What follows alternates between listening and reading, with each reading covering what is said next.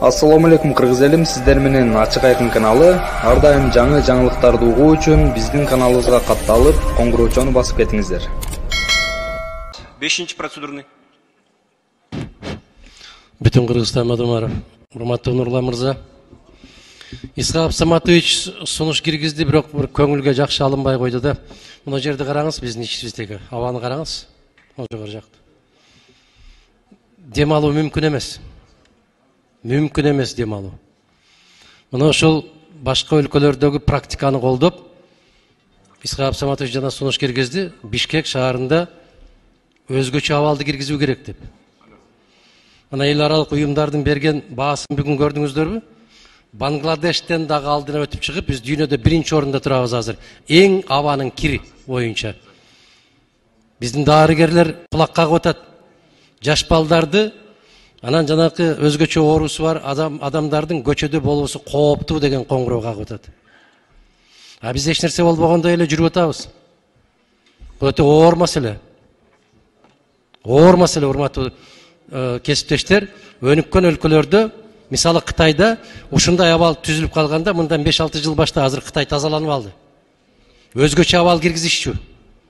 Мектепке барган балдарды, бала бакчага барган балдарга өзгөчө бир көңүл бурушчу. А бизде азыр мына ол дем алуу органдары оорусу боюнча биздин Бишкек шаары 1-чи орунга чыгып атат. Биз кандай кылып чечишибиз керек? Эми караңыз, мына биздин эле залды караңызчы. Туман. Эч нерсе көрүнбөйт. Кандай кылабыз? Мына ошо маселени талкуу кылганда эч нерсе жаралбайт, эч нерсе чыкпайт. Эгерде биз бир чечим кабыл ала турган болсок, жана мен тамашалап айттым эле, Алмаз Акынжанович эске алып коюңуз деп, абанын тазалыгын деп. Ушинтип эле кутулуп кетип бартабыз, эске алыңыз, эске алгыла деп. Аппарат эске алсын. Эгер мындай болсо, Нурлан мырза, мына ол залга жок дегенде аба тазалатуучу бир аппаратты коюу керек. Байкаңыздар, сезиңиздер. Дем алуу мүмкүн эмес болуп атат. Же бир керектүү адистерди чакырып, бир изилдөө жүргүзүп көргүлө. Ушунун ичи кандай экен? Бишкек шаарындагы көчөлөрдү мен айтпайын. Ал жерде таптакыр ар кандай нормадан 600 эсе көбөйүп кетти деген маалыматтар чыгып атат. 600 эсе. Ушуга бир реакция кылып койсок, урматтуу туугандар. Кийинки сөз Айдарбеков Чыңгыз Азаматовичке берилет. Рахмат, урматтуу жыйындын катышуучулары. Экология жагынан кылдын кырында турабыз. Жер жүзүндө эң кооптуу уланган аба менен жашайбыз, дем алабыз.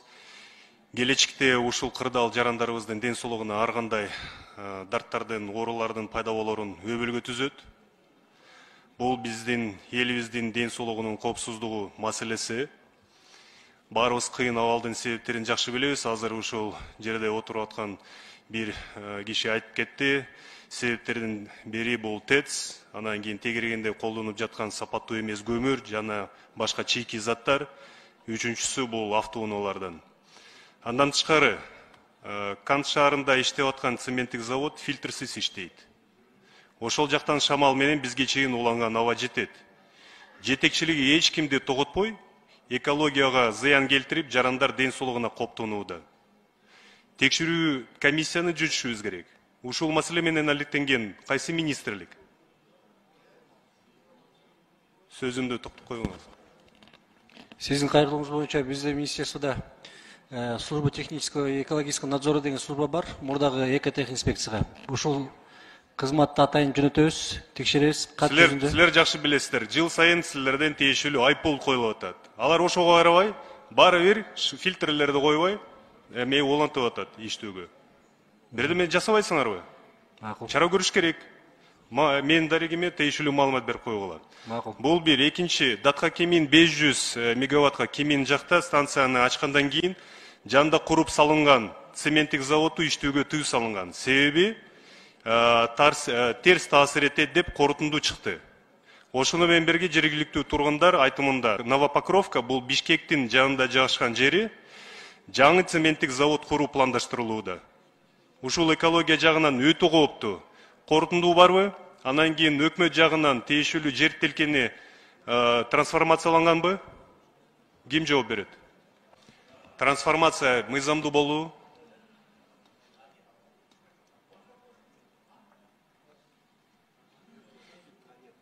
Жергиликтүү тургундар каршы чыгып атат. Андан кийин даттануулар менен кайрылып атат.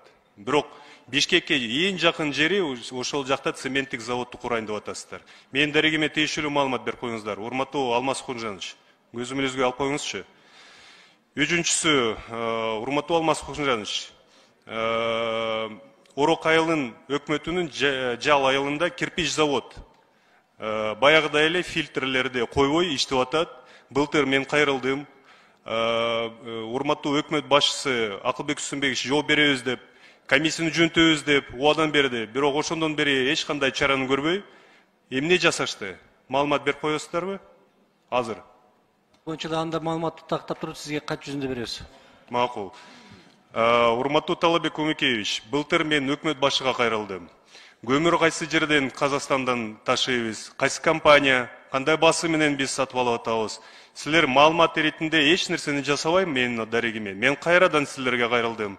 Так маалымат бербейсиздерби даана? Биз ким экспорт, импорт кылып атат? Кайсы компания, кайсы убагынан баштап, анан кийин кандай тарифтер менен? Бүгүнкү күндө Казакстандын Каражыра компаниясы менен 400 000 тонна көмүргө келишим түзүлгөн. $54,5 тоннасына. Ошо жерде Каражыра компаниясынын өзүнүн международный лабораториясы бар. Ошол лабораториядан өтүп келет. Андан кийин биздин тестке кирип аткандагы дагы ар бир вагондон алабыз. Бүгүнкү күндө ошол Каражыра компаниясы напрямой разрез менен договор түзгөнбүз. Анткени бизге кабинет министрликтен токтом чыккан. Биз тендер өткөргөн эмеспиз. Напрямую с поставщика деп ошол разрез менен договор түзгөнбүз. Азыркы күндө ошол Каражыра компаниясынан көмүр келип атат. Тилекке каршы энергетика министри так аягына чейин маалымат берген жок. Биз эмнеге анда Насаяны Кытай тарабынан алып, Дбеянын компаниясы ушул модернизацияны жасап, ошондон кийин биз баары бир башка мамлекеттерден көмүрдү ташыйбыз. Ошого жазуу түрүндө маалымат берип коюңуздар. Рахмат.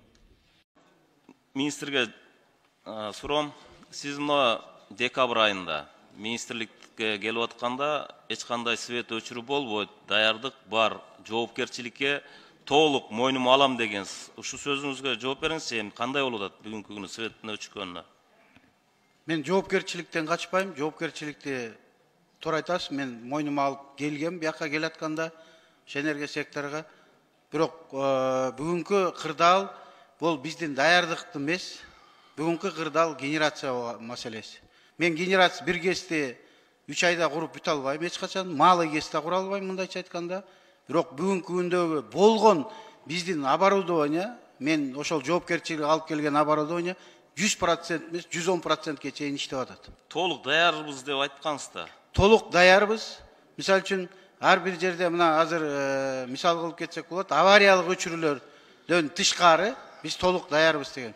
Бирок мынчалык потребление, мисал алсак жанагы майлуу суудагы суу жоктугун, мисал алсак жанагы газдын давлениясы түшүп каларын, аны мындайча айтканда биз эсепке эч качан алган эмеспиз.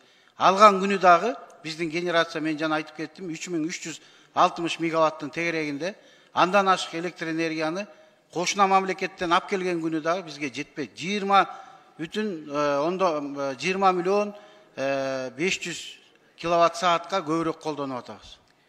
Мына бүгүнкү күнү 2021 жылы сиздерге бюджеттен энергетика тармагына 6,4 миллиард сом, 2022 жылы 15,6 миллиардтан сом ашык акча бөлүнүп турат да, бюджеттен силерге жыл сайын акча бөлүнүп турат. Мына ушуларды мындай бир жакшы жакка колдонбойсуздар да эч качанчы. Элдер төлөп атат, 700 киловаттан өткөндөн кийин 2 сом 16 тыйындан, коммерческийлер 5 сомдон төлөп атат. Элдер төлөй койгон жок. А бирок ошого карабастан сиздер жылда эле ушул маселени көтөрөсүз. Сиз айттыңыз 2009 жылдан баштап. 2009 жылы ошо Ширшов менен сиз иштеп атканда, ушундай кайталанганда свет өчүрүүлөр. Андан кийинки келген бийликте бул маселе токтогон. Мына сиз кайра министр болуп келдиңиз, Ширшовдун малындагы, ошо малдагы. Кайра мына ушул нерсе кайталанып атат.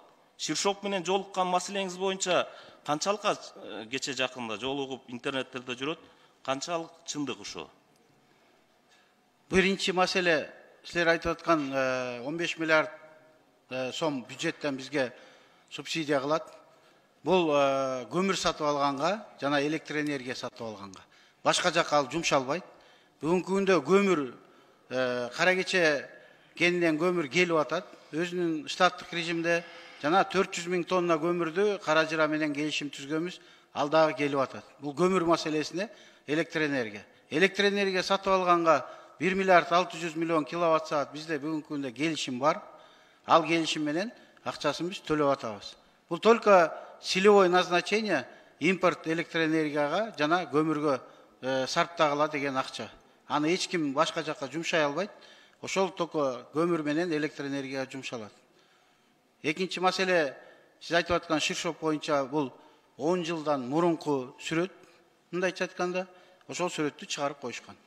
Мен 2009 жылы дагы туура айтып атасыз. Ошундай маловодье убагында 2009 жылы түнкү саат 12ден 6га чейин ограничение кирген. Мына бизде эмне эң бир көйгөй ушул нерсе болуп атат да. Бүгүнкү күнү тестти башкарып, тестти аварияга учураткан адамды бүгүнкү күнү жумушка койдуңуз. 2009 жылдары светтти өчүргөн министрди кайра сизди алып келип ордого койду.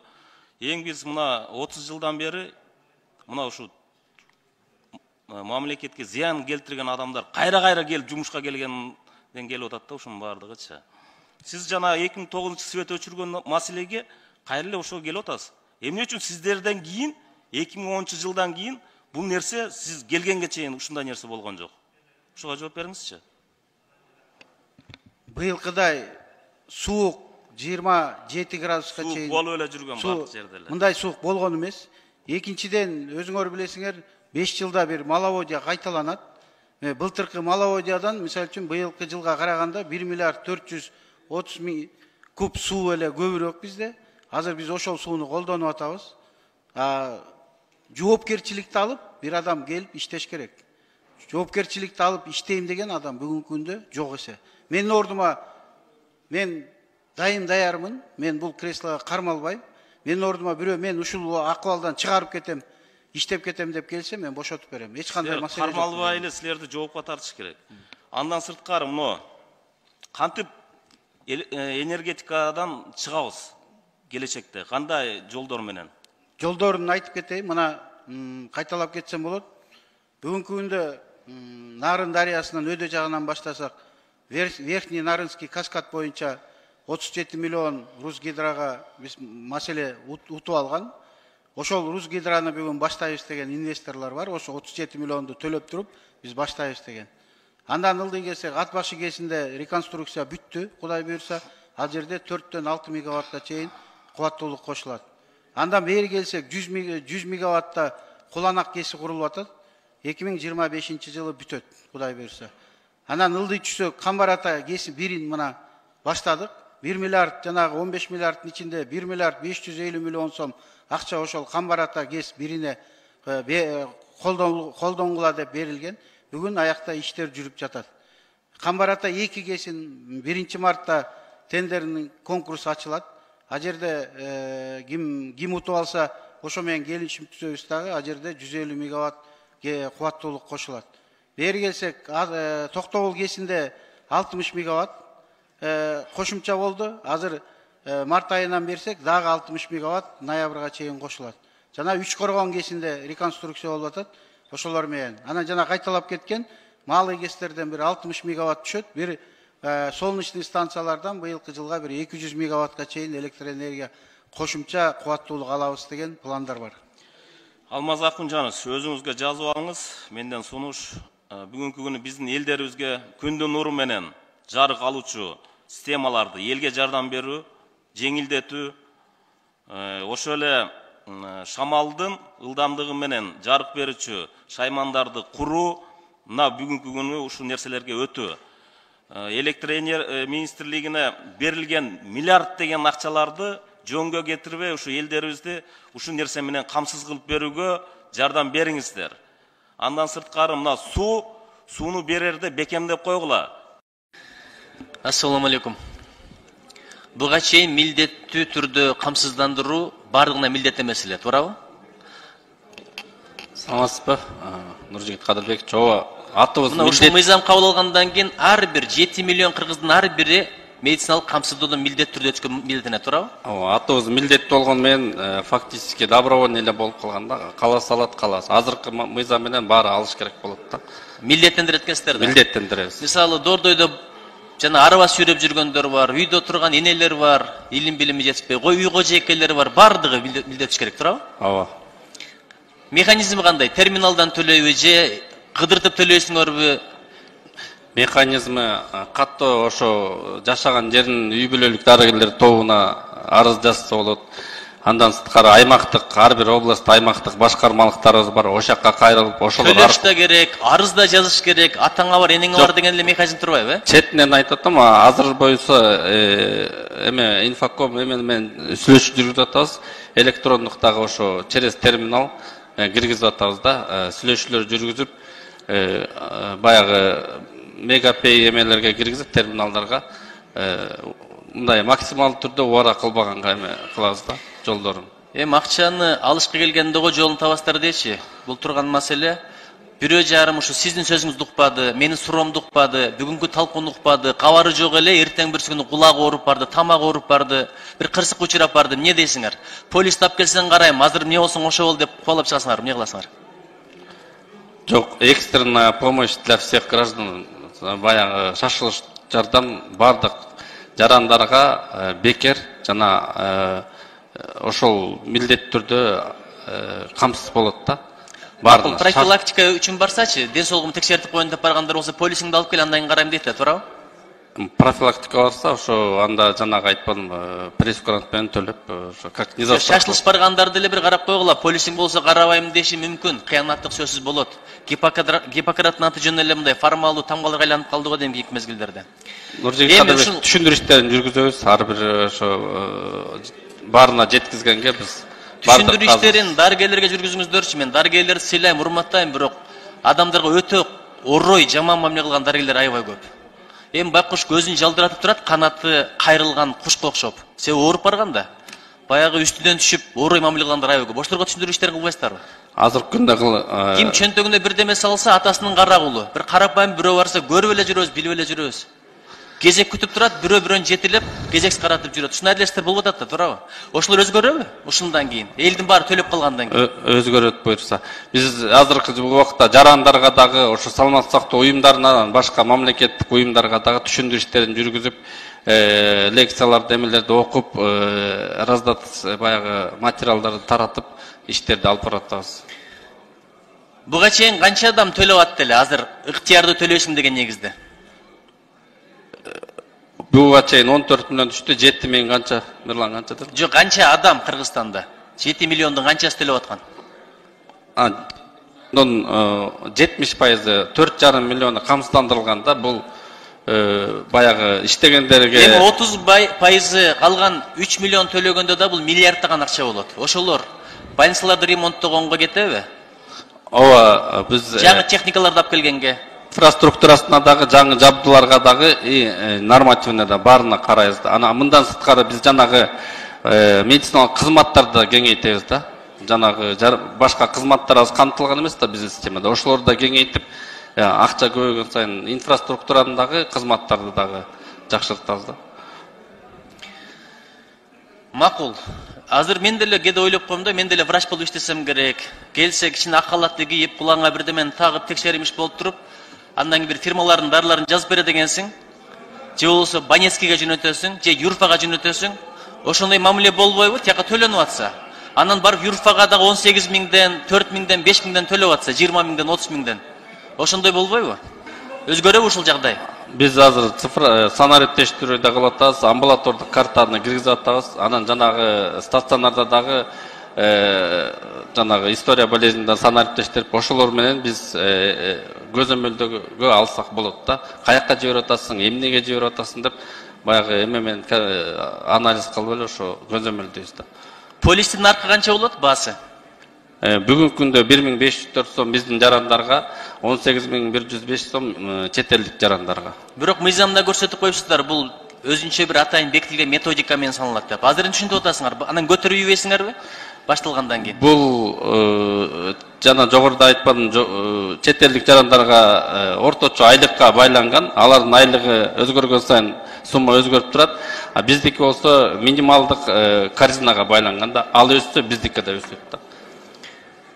Анан мамлекет жардам бере турган категориялардын арасында бала кезинен ден соолугунун мүмкүнчүлүгү чектелген, бала кезинен инвалид болгондор экен. А кийин карыганда, иштеп жүргөндө бирдеме болуп, кырсык болуп, ооруп же бир ошолор инвалид болуп калса кандай болот? Мамлекеттик кепилдиктер программасынын негизинде инвалидтер 1-2 группасы детство алар бекер. Бекер биякта жазылбаптыр да, бала кезинен ден соолугу мүмкүнчүлүгү чектелген адамдар деп гана жазылып турат. 1-2 группада жок, мен көргөн жокмун биякта. Мамлекеттик кепилдиктер программасында ошондой жазылган. Бул жанагы Минфин бере турган акча ошолорго берип атат да, ошону биз эмесин жазганбыз, тизмесин кимдерге акча берип атат. 150 сомдон бүгүнкү күндө 1 жылга берип атат да. Ошо 6 категориянын биз тизмесин көргөзүп атабыз да. 1,5 эсептик көрсөткүч деп, анан ылдыйкысы кетип атпайбы, кимдер кирет ошолго депчи. Программа башка, мыйзам башка. Программаны эртең өзгөртүшүңөр мүмкүн. Мыйзамда бекитилбесе, мунун бардыгы бекер, филкина грамота болуп калат. Ошолорго мындайча айтканда мамлекет аларды камсыздап берип атат да, 6 категорияны. Жакшылап ойлонуп көрүңүздөрчү. Эми түшүнөм, азыр кыйын заман, бюджеттин тешигин бүтөм деп эле элдин баарын ушундай бир төлөмдөр төлөтүп берсе кандай болот билбейм. Чоң рахмат. Урматтуу коллегалар, өзгөчө кырдаалдар министри мындан бир нече күндөр мурун аномалдык суук түшү болот деген мына ошонун азабын баардыгыбыз тартып атабыз. Өзгөчө ушул сууктун азабын тартып аткан бул Майлуу Суу шаарынын тургундары болуп атат бүгүнгө чейин. Бирок Майлуу Суу шаары Союз бузулгандан бери таза суудан проблема болуп келет. Мен ошол 5-чакырылыштан бери бул маселени көтөрүп, Майлуу Сууда кранды ачсаң кофе кат деп айтып келчү элем. Билесиңер, бул мындай проблема башка шаарларда жок. Ал эми Майлуу Суу шаарда ушул эски система бойдон калып, мына 2020 жылы жаңылануу система башталган. Билесиздер, ушул жерде парламентте бул маселени көтөрүп, жергиликтүү мэрия, жергиликтүү депутаттар көтөрүп, парламент колдоп берип, ратификация кылып, $8 миллион проект өткөн. Буну ЕБР бөлгөн өзүнчө шарттары менен эрежелери менен. Ошонун акыркы фазасы мына 2023 жылы бүтүш керек. Тилекке каршы суу күтпөйт экен. Кыйынчылык мына тартып, эски системалар эскилиги жетип, мына азабын шаардын тургундары тартып атат. Билесиңер, азыркы мектептерде бүт жылыткыч системалары жарылып, чоң ремонтко муктаж болуп турат. Ал маселе кандай чечилет? Алмаз Акунжанович, ушул маселени карап, кандай жолу менен ушул нерселерди, ремонтторду камсыз кылабыз? Жарандарыбыздын жанакы канализациялар жарылып бүгүнкү күнү жабыр тартты. Аларга кандай жол менен жардам беребиз? Ушул маселени карап чыгыш керек. Тиешелүү комитетке тапшырма берип, каражаттарын карап бериш керек. Анткени мына жарандар кайрылып атат. Биз байланыштарда болуп, ушул кырдаалдан кандай чыгабыз? Анан жарандарыбыздын ушул жанакы чыгымдарын кантип толуктап беребиз? Ушунун ишинен иш аракеттер жүрүш керек да. Тиешелүү бюджет комитетине протокол тапшырма берип, чечимди чыгарып берсек, Алмаз Акунжанович Кабминге дагы ушул маселени көтөрүп барып, компенсация каражаттарды төлөп берүү маселесин карап чыксак. Анткени шаардын бюджети жетпейт бул маселени карап компенсация кылганга жана ремонт иштерин жүргүзүүгө. Экинчиден, электр энергиядан чектөөлөрдү карап койсок. Чектөөлөр болбош керек.